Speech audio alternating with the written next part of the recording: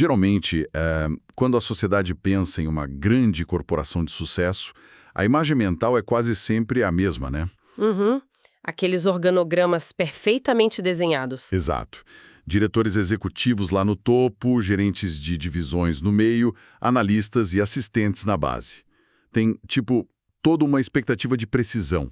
Sim, com processos auditáveis, contratos registrados em cartório. É uma governança muito visível. E é uma estrutura que, de certa forma, depende da luz do sol para funcionar, sabe?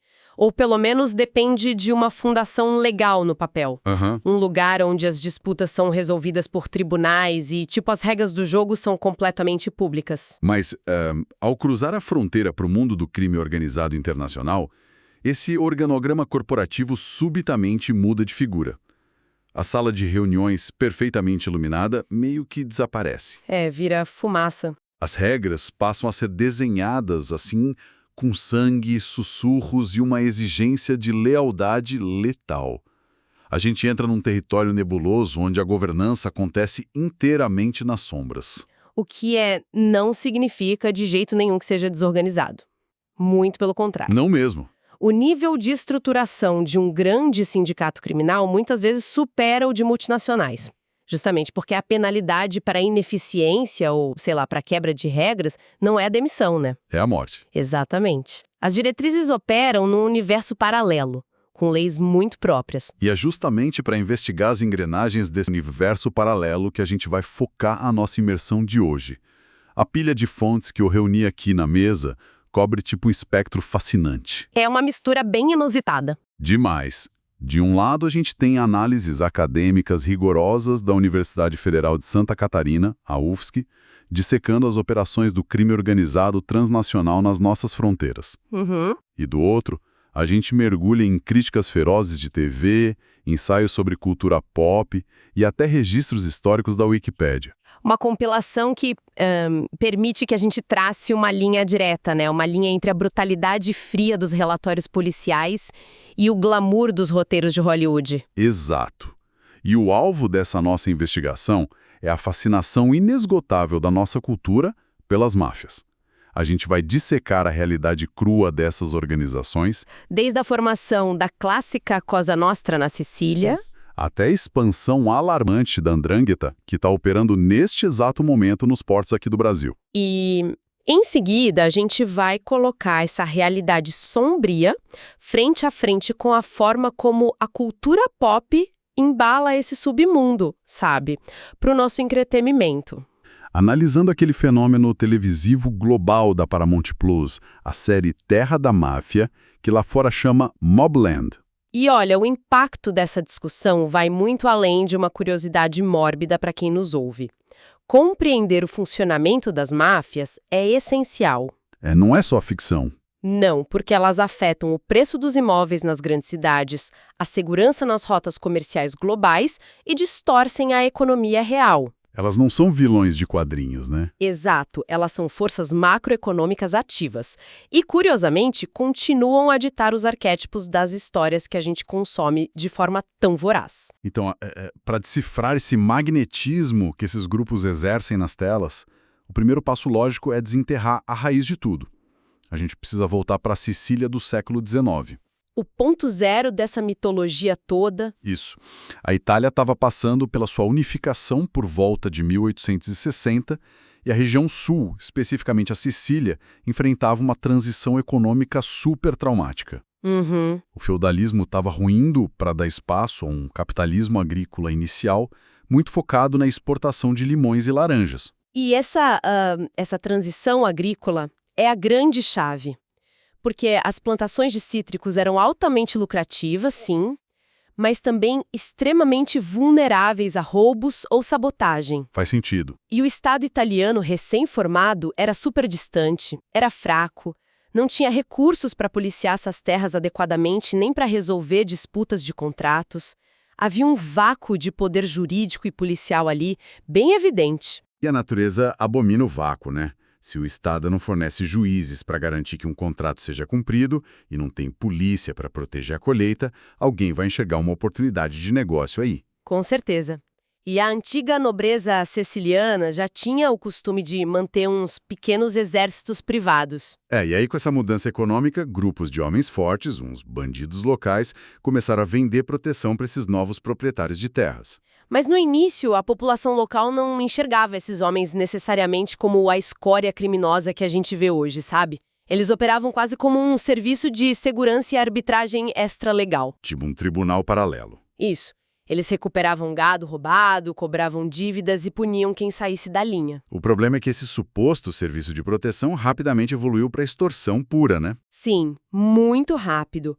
Se um fazendeiro se recusasse a pagar a taxa de proteção, a própria milícia ia lá e destruía a colheita dele só para provar que a proteção era, ironicamente, necessária. Nossa, um modelo de negócios baseado em criar o problema para vender a solução. Mas sabe o que mais me surpreendeu nas fontes? O quê? Foi descobrir a origem da palavra máfia. Porque hoje a gente usa o termo para qualquer rede criminosa, tipo máfia russa, yakuza. Banalizou. Mas as raízes etimológicas vêm do árabe.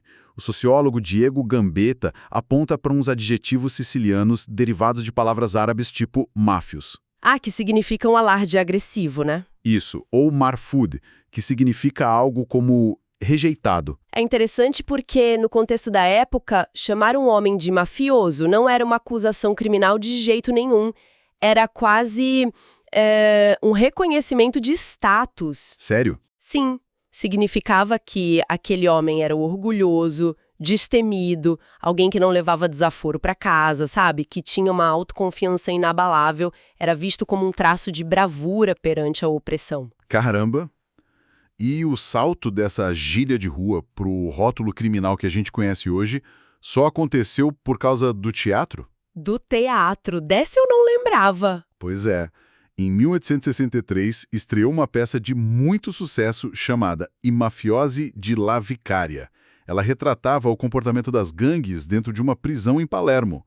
E o mais bizarro é que a palavra máfia nem sequer era dita nos diálogos da peça. Não brinca? Estava só no título para atrair o público.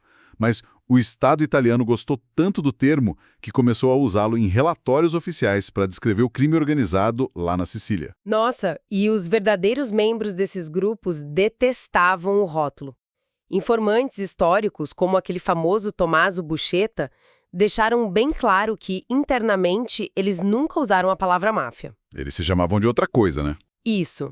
A identidade que eles mesmos construíram sempre foi Cosa Nostra, que quer dizer a nossa coisa. O rótulo máfia foi meio que uma projeção da mídia e da polícia que acabou grudando. E essa nossa coisa precisava de uma nossa estrutura para não desmoronar sob o peso do próprio caos. A governança interna deles foi desenhada para criar tipo um comprometimento absoluto. O ritual de iniciação documentado parece cena de filme, mas é o procedimento padrão deles. O recrutado tem o dedo perfurado, aí o sangue é pingado na imagem de papel de um santo católico. É pesado. Muito. A imagem é incendiada e o cara precisa passar de uma mão para outra enquanto queima, jurando lealdade a omertá, a famosa lei do silêncio. A promessa é clara, a carne dele vai queimar como aquele santo se ele trair a organização. A engenharia psicológica por trás desse rito é muito profunda, sabe? Ele mistura elementos da maçonaria com todo o peso do catolicismo tradicional, tudo para criar um pavor existencial real. Nossa, sim. O objetivo não é só assustar, mas reconfigurar a identidade do indivíduo. Depois desse juramento, a lealdade ao grupo fica acima do Estado, de Deus e até da própria família biológica. É uma lavagem cerebral institucionalizada mesmo. E a hierarquia que vem depois disso é assustadoramente parecida com o mundo corporativo. O capo, ou o dom, é tipo o CEO intocável. O dono da empresa. O sottocapo funciona como diretor de operações, lidando com o dia a dia. O consigliere é aquele departamento jurídico estratégico.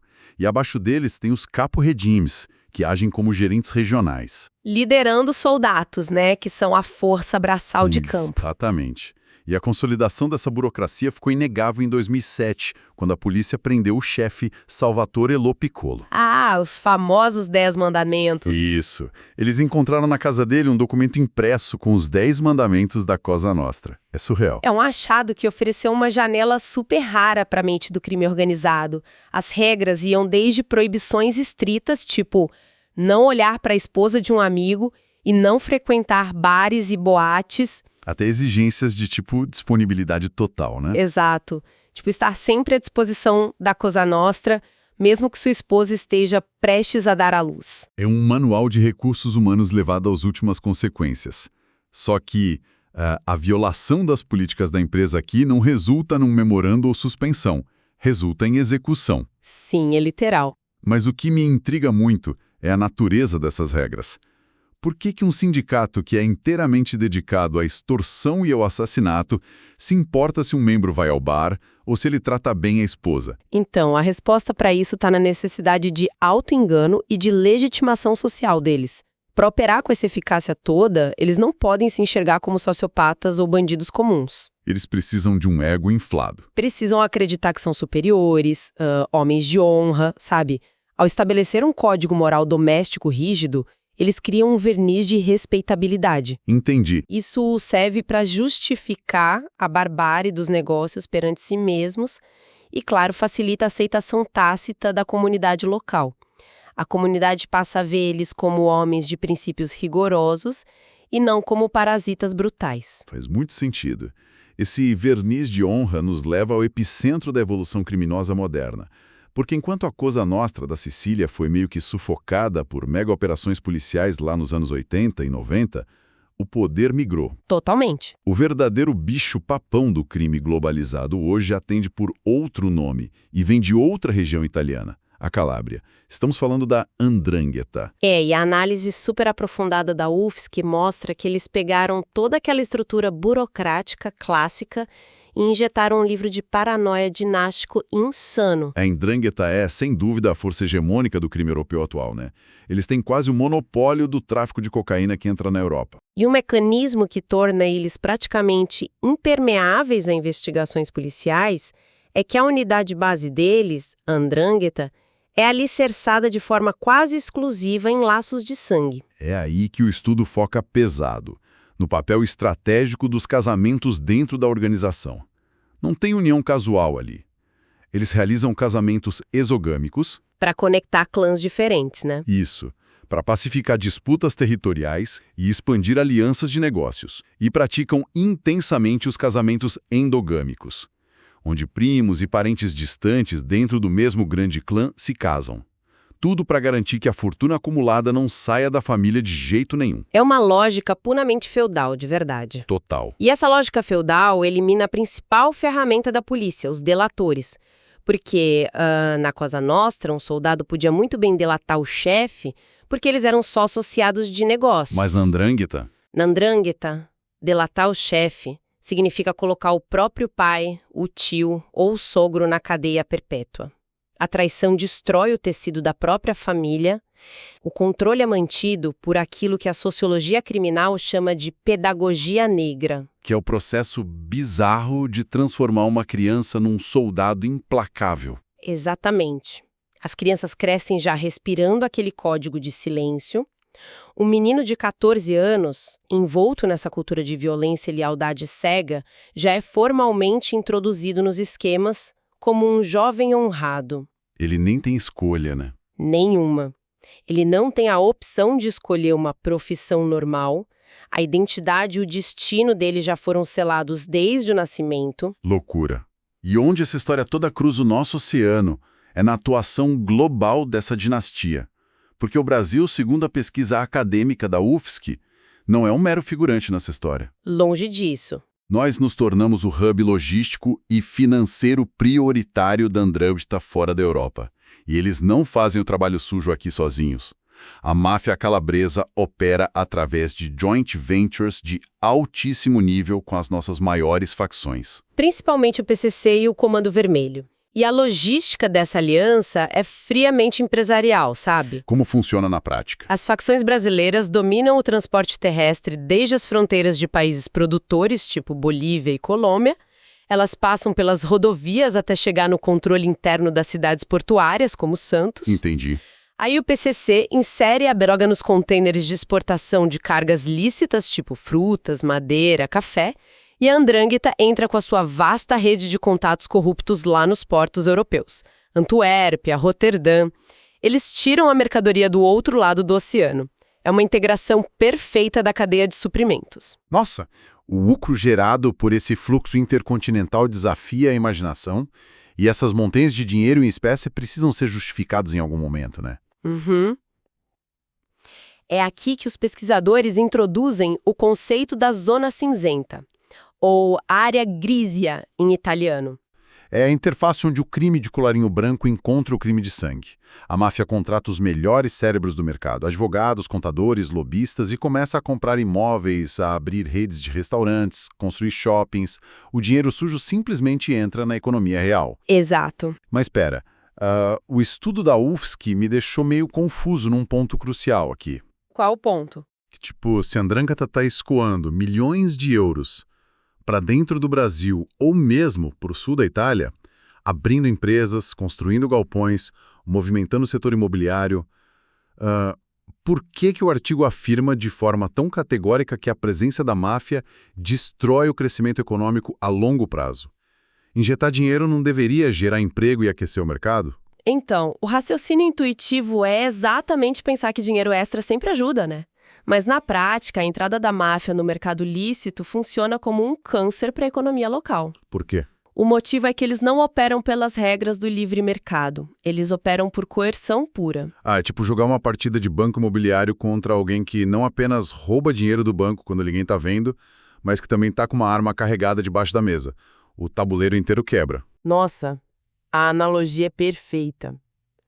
Uma construtora ou uma rede de farmácias honesta tem que pagar impostos, negociar com fornecedores e operar com uma margem de lucro mínima só para sobreviver. Lógico. A empresa de fachada da máfia não precisa dar lucro. O objetivo dela é apenas justificar a origem de um dinheiro que veio do narcotráfico, percebe? Claro. Eles podem queimar dinheiro. Sim, eles podem vender serviços muito abaixo do preço de custo, o que leva todos os concorrentes honestos à falência. E, além disso, eles usam a violência para intimidar fornecedores, a darem descontos exclusivos e subornam políticos para desviar licitações públicas milionárias para eles mesmos. Ou seja, a concorrência legal é estrangulada de cara. Empresas saudáveis fecham as portas, a inovação morre e os empregos que sobram pagam super mal e dependem totalmente dos caprichos desses criminosos. O resultado final dessa governança extralegal é o empobrecimento crônico da região. O dinheiro não circula para desenvolver a sociedade, ele é usado exclusivamente para monopolizar o poder nas mãos de poucos. A máfia age literalmente como um parasita agressivo que suga a vitalidade do mercado formal. É muito assustador pensar que essa máquina de destruição em massa está operando agora mesmo nos nossos portos e nas empresas ao nosso redor. Muito.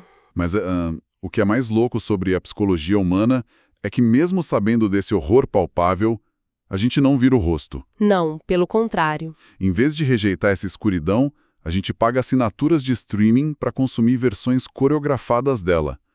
A sociedade pega essas táticas de intimidação letal e transforma em entretenimento de luxo com uma trilha sonora impecável. A demanda global por histórias sobre o crime organizado parece meio imune a qualquer crise moral, né?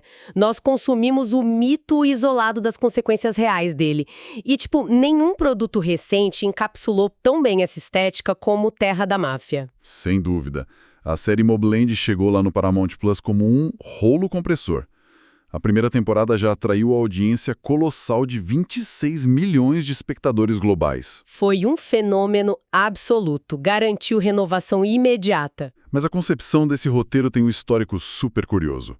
No início, a ideia do David Hollander era fazer um spin-off da série Hey Donovan. Sim, focando em personagens que limpam a sujeira dos poderosos. Isso, mas o projeto mudou de direção, acabou caindo no colo do Ronan Bennett e do Jez Butterworth e ganhou todos os holofotes quando Guy Ritchie assumiu a direção dos primeiros episódios. E o envolvimento do Guy Ritchie alterou a própria estrutura de DNA da narrativa, sabe? Com certeza. A série abandonou qualquer tom que pudesse ser mais genérico e adotou uma identidade britânica super visceral. Transferiram o foco para Londres e mergulharam fundo nessa estrutura de clãs que espelha perfeitamente a dinâmica da Andrangheta que a gente acabou de discutir. A estética é arrebatadora. O Ritchie impõe um ritmo frenético nas edições, O figurino dos gangsters é só alfaiataria de altíssimo nível e tudo é permeado por aquele sarcasmo tipicamente inglês. Uhum. E o contraste, né, desse humor seco acontecendo simultaneamente com umas execuções gráficas cria uma experiência audiovisual hipnótica. E o núcleo central ali, a família Harrigan, é um estudo de caso psicológico formidável. Muito rico. Conrad Harrigan, que é o patriarca implacável, ganha vida com Pierce Brosnan. A esposa dele, a Maeve, é interpretada pela maravilhosa Helen Mirren. E o pivô de toda a trama, o mediador Harry Dal Souza, que vive dividindo lealdades, é entregue ao magnetismo do Tom Hardy. E a construção do roteiro brilha justamente ao desconstruir a ilusão sobre onde o comando realmente reside. A superficialidade do poder é mostrada através do Ed, que é o neto rebelde dos Harrigans. Ele é muito impulsivo, né? Demais. O Ed confunde violência bruta e armas de fogo com liderança, provocando umas guerras desnecessárias nas ruas de Londres. Mas a série deixa cristalino que o poder absoluto repousa mesmo nas sombras de casa. Nas mãos da Maeve. Exatamente. A personagem da Helen Mirren é a verdadeira arquiteta da dinastia. Ela opera de uma maneira muito semelhante às chamadas Sorelle de Omerta na vida real. Sorelle de Omerta. Que são as esposas e mães de mafiosos italianos. Quando os maridos recebem penas duríssimas de isolamento lá na Itália e não podem mais se comunicar, são elas que assumem o controle logístico e estratégico dos clãs. Nossa, não sabia disso. Na série, a Maeve é como uma Lady Macbeth moderna. Ela não aperta gatilhos. Ela manipula a vaidade do marido e instrumentaliza a raiva do neto só para garantir que a estrutura de poder da família permaneça intocada. A audiência amou essa dinâmica toda, mas os críticos de televisão não foram tão unânimes assim, não. A recepção da crítica especializada teve umas ranhuras bem notáveis. Eu vi um pouco disso. O Tom Hardy e o Paddy Considine, que interpreta brilhantemente aquele herdeiro complexo e preterido Kevin, levaram grande parte dos elogios. Mas o Pierce Brosnan foi super alvo de escárnio por ostentar um sotaque irlandês que muitos julgaram inconstante e meio caricato. Sotaque é sempre um terreno perigoso. E a própria Helen Mirren, que a gente acabou de exaltar pela força da personagem, foi bombardeada por uns críticos que acharam a entrega dela teatral demais. Descreveram ela em alguns veículos como estando uns 3 tons acima da naturalidade do resto do elenco. Olha só, mas para compensar, a crítica foi em peso aplaudir a trilha sonora, né? Sim, sensacional. Aquela trilha opressiva e épica criada pelo Matt Bellamy, lá do Muse, dá todo um tom operático para a Carnificina. E a Carnificina atinge uma dimensão operática inquestionável ali no final da primeira temporada. O roteiro se encarrega de expor como essas organizações, assim como as corporações corruptas, começam a ruir de dentro para fora. Por causa da paranoia sistêmica e das falhas de lealdade. Exato. Para quem está ouvindo a gente e não assistiu, se preparem para os detalhes do fim da primeira temporada. O roteiro joga uma bomba na mesa. A advogada de confiança da família, a O'Hara, é exposta como uma infiltrada. Ela estava alimentando o clã inimigo, os Stevensons. E o detalhe mais perturbador disso tudo é que o Harry, o personagem do Tom Hardy, sabia o tempo todo. Ele sabia. Sabia, e ele usou o relacionamento que ele tinha com ela para injetar desinformação nas linhas inimigas e depois descartou ela friamente no final. É um jogo de xadrez totalmente doentio. E os pilares familiares desabam. O embate do Kevin enfrentando o próprio pai, o Conrad, atrás das grades, decreta o fim daquele respeito reverencial ao patriarca. O arco do Ed se choca contra uma parede psicológica enorme ao descobrir que ele não tem o sangue direto da Maeve. Ele percebe que a vida inteira foi treinado apenas como um cão de guarda da família, né? Isso. A fúria com que ele tenta estrangular a mulher que o criou mostra que a manipulação de sentimentos ali cobra um preço altíssimo. E as baixas secundárias vão se acumulando sem piedade. Mas o verdadeiro trauma da temporada acontece no último minuto. Dentro da privacidade do lar. Exato. O Harry retorna para casa, ele está mentalmente exausto depois de estancar a hemorragia do Império dos Harrigans e depois de recusar-se a aliar aos rivais. Aí ele encontra a esposa, a Jen, e ela foi sendo consumida silenciosamente pelo terror de viver à sombra do crime, né? Ela surta. Completamente fora de si pelo estresse e pela culpa, a Jen atingiu o limite do colapso emocional. Pega uma faca de cozinha e esfaqueia o próprio marido no peito. A blindagem falha justamente onde a gente menos espera. A violência contamina absolutamente tudo. Tudo. E essa paranoia destrutiva da tela meio que vazou de um jeito incrivelmente bizarro para a vida real da série. Nossa, o que aconteceu? A produção virou o próprio sindicato do crime entrando em colapso nos bastidores. A empresa de cenários responsável por aquele visual exuberante, a Helix 3D, simplesmente decretou falência durante as gravações. Mentira! É sério, deixaram os funcionários técnicos sem pagamento nenhum. O Tom Hardy acabou tirando dinheiro do próprio bolso para pagar os salários da equipe antes que uma solução legal fosse encontrada. E como se não bastasse, um roubo audacioso de equipamentos lá no set interrompeu todo o cronograma. Gente, que caos! São eventos que adicionaram uma camada de estresse operacional gigantesca a um ambiente que já devia estar bem saturado. Demais. E isso ajuda a contextualizar a ruptura definitiva que abalou a estrutura do programa recentemente, né? Isso. A notícia que caiu como uma bomba nas revistas de entretenimento nas últimas semanas. O Tom Hardy, o nome que ancorava a publicidade e atraía a maior parte do público, foi demitido. Caramba! Eles cortaram o ator principal antes das gravações da terceira temporada. A segunda, vale lembrar, já tinha sido finalizada. Os vazamentos da indústria relataram que havia atritos diários, violentos com a equipe de produção, atrasos constantes e uma postura super autoritária dele. O ator supostamente reescrevia diálogos e forçava alterações cruciais no arco narrativo poucas horas antes de gravar. Espera. Então o ator principal da série de máfia estava, na prática, tentando dar um golpe de estado criativo na equipe de produção? Exatamente a mesma dinâmica. A ironia não poderia ser mais literal aqui. A derrocada do Tom Hardy nos bastidores reflete integralmente uma disputa por controle territorial de uma andrina mafiosa. Pode crer. Ele tentou usurpar a autoridade máxima, agiu tipo um capo rebelde desrespeitando os chefes do estúdio e o showrunner. O resultado? A cúpula corporativa da Paramount acionou a solução mais rápida para restaurar a ordem. Eliminar o problema. Cortaram a cabeça da rebelião, demitindo o astro. Exato. É um espelhamento muito fascinante. Seja na hierarquia impiedosa de Hollywood ou no núcleo de poder lá da Andrôngeta, as regras fundamentais do poder não mudam. Não mudam. O ego descontrolado, a recusa em ceder à autoridade e o desrespeito àquelas regras que foram estabelecidas pelo topo da cadeia alimentar conduzem irremediavelmente à própria aniquilação do indivíduo. É a natureza humana buscando o monopólio do controle, não importa o cenário, né? A nossa imersão investigativa de hoje cruzou continentes e realidades bem distintas. A gente retraçou a gênese da Cosa Nostra em meio ao vácuo de poder lá na Sicília do século XIX, sustentada por aqueles rituais de fogo e sangue.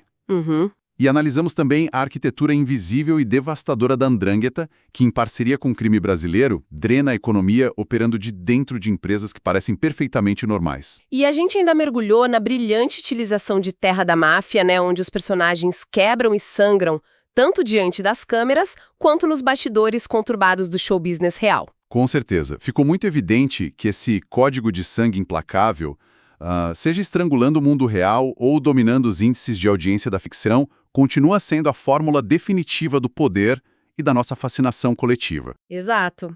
E para encerrar, eu deixo um pensamento meio incômodo para quem nos ouve processar e refletir nos próximos dias. Qual? A estratégia central das organizações criminosas mais perigosas do século XXI é a camuflagem perfeita. Elas precisam muito da zona cinzenta, da área grígia, para se misturarem à sociedade e parecerem executivos, vizinhos e empreendedores comuns. Aí fica o questionamento para todo mundo. Ao consumirmos em massa filmes, séries e livros que transformam mafiosos super cruéis em anti-heróis estilosos e glamorizam códigos de honra brutais, nós não estamos, no fundo, colaborando para construir essa mesma zona cinzenta dentro da nossa cultura? Nossa, pesado. A nossa obsessão por esse entretenimento sombrio não estaria, de alguma forma, tornando mais tolerável para essas figuras operarem nas sombras, bem diante dos nossos olhos? Fica a reflexão. Uma provocação densa e fundamental para o fim das nossas análises de hoje. Agradeço demais a companhia de vocês para destrinchar esse universo tão complexo e a gente estará de volta na nossa próxima análise mergulhando em mais estruturas que moldam o nosso mundo, sejam elas visíveis ou não. E não esqueçam, Isso, continuem prestando atenção aos detalhes e questionando as regras do jogo. Um abraço para todo mundo e até a próxima.